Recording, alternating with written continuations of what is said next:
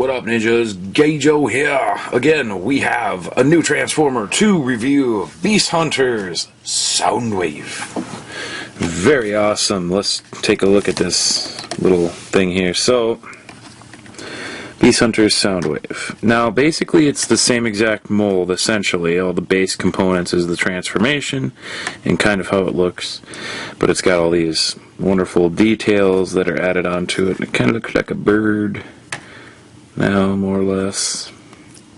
And obviously, it's got a new weapon and such, which is like a grappling hook, which can open, and then when something gets pushed, it goes around it.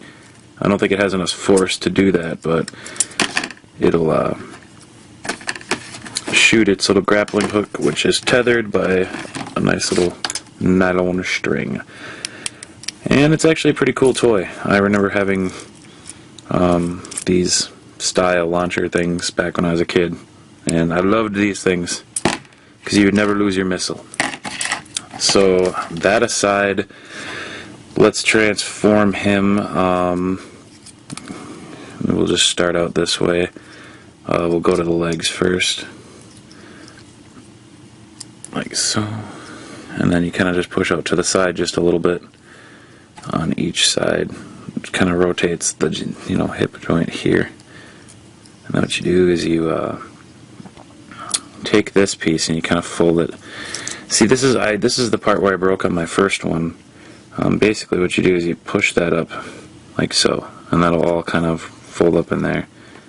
Same thing with the other side. And then this will come back, and his foot will come down, and that'll give him the heel and the foot, like so. Let's back out a little bit so you can see better. Do the same thing.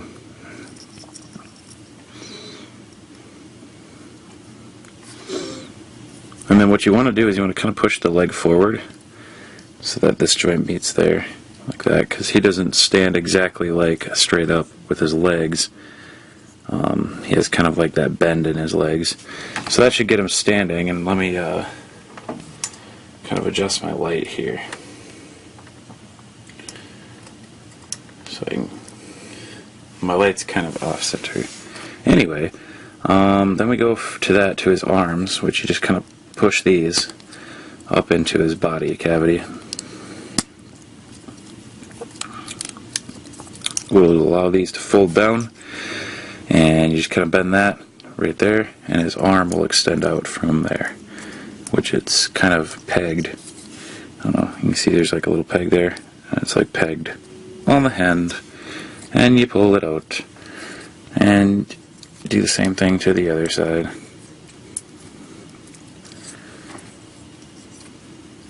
Now, you just pull his backpack out, his head will flip up, like so. You flip the little nose cone in, and you put his backpack back, and you are basically done transforming Soundwave from the Beast Hunters. Let's get a close-up in there, a little bit of one. Now, basically, you can have, I have Ravage as legs orientated like that, but technically it's supposed to be down, like so. So as you can see when you get in there, he's got some of his old G1 style colors, kind of. He's got the yellow, blue, and kind of silver as a whitish, while also keeping his original colors as well and such. Let's pull Ravage out so you can see him. And you just kind of, to do that, you just kind of lift him out like so. And then what you do is kind of go like that to just make sure that the legs are straight back. And you kind of put his paws down. And you get a little Ravage like that.